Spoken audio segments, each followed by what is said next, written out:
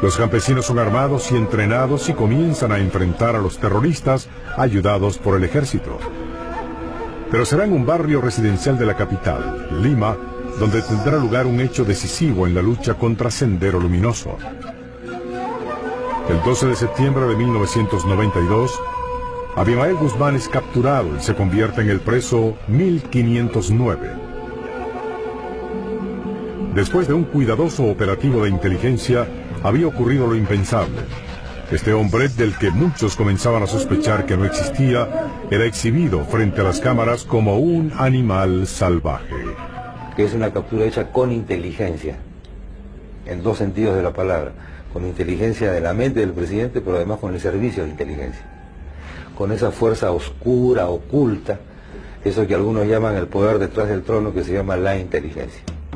En el frente económico, Fujimori tiene que dar otra batalla.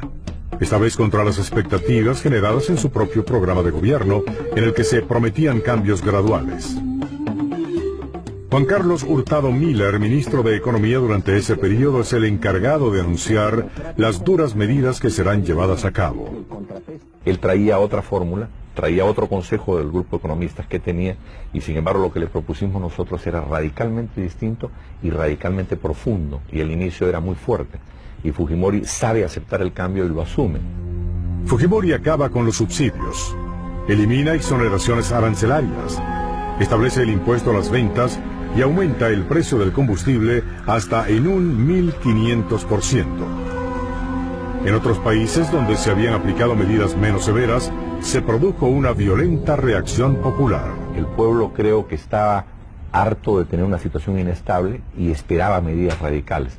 Y Fujimori supo entender eso y dimos las medidas radicales y no hubo una reacción popular, una aceptación, y realmente el éxito final del programa es el sacrificio del pueblo. Para 1993, Perú se reinserta en la comunidad económica internacional. Apoyos económicos de todo el mundo comienzan a llegar en una señal evidente de confianza. En ese mismo año se promulga la nueva Constitución del Perú, que fortalece la estructura del Estado y del poder central. Se establece la pena de muerte para los terroristas y se permite la reelección. A pesar de la severidad de las medidas económicas y de la crítica de algunos sectores políticos a la actitud autoritaria del presidente, la popularidad de Alberto Fujimori en 1995 permitía esperar una fácil reelección. Y en enero de ese mismo año electoral, vientos de guerra soplan desde la frontera con Ecuador. La cordillera del Cóndor es una línea montañosa al norte del Perú que delimita parcialmente su frontera con Ecuador. Frontera que nunca estuvo completamente demarcada.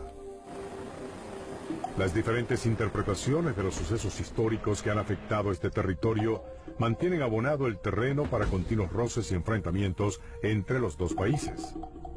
La cordillera del Cóndor era como un barril de pólvora. El 2 y 3 de enero de 1995, Perú y Ecuador informan de intromisiones de patrullas enemigas en sus territorios. El 26 de enero comienzan las hostilidades.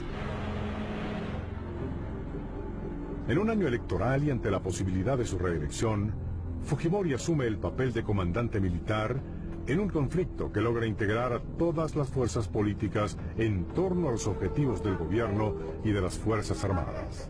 El 17 de febrero de 1995, en la ciudad de Itamaraty, en Brasil, Ecuador y Perú, firman una declaración que pone fin a las hostilidades y deja abierto el camino para acabar con 30 años de ausencia de diálogo.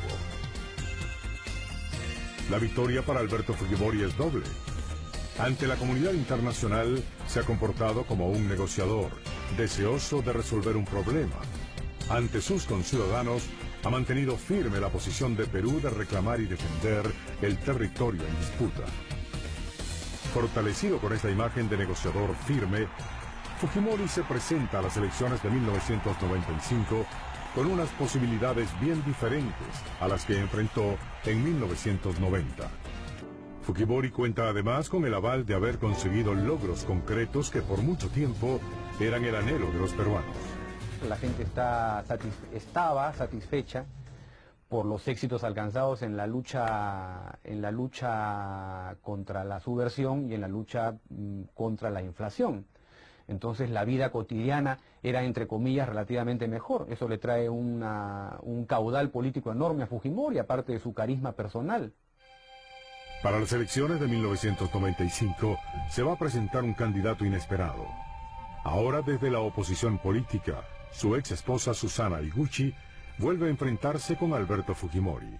El único candidato que se perfila con posibilidades de derrotar a Fujimori es Javier Pérez de Cuéllar, ex secretario de las Naciones Unidas.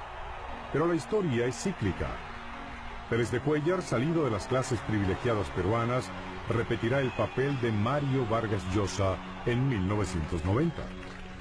El 9 de abril de 1995, Alberto Fujimori es reelecto para un segundo periodo presidencial con el 65% de los votos. Los éxitos alcanzados en su primera administración hacen que el segundo gobierno de Fujimori deba cumplir con nuevas expectativas, especialmente en el área económica. Además de la difícil situación económica, otro elemento comienza a preocupar a la opinión pública. La presencia cada vez más evidente del asesor de inteligencia Vladimiro Montesinos en los círculos de influencia más cercanos al presidente.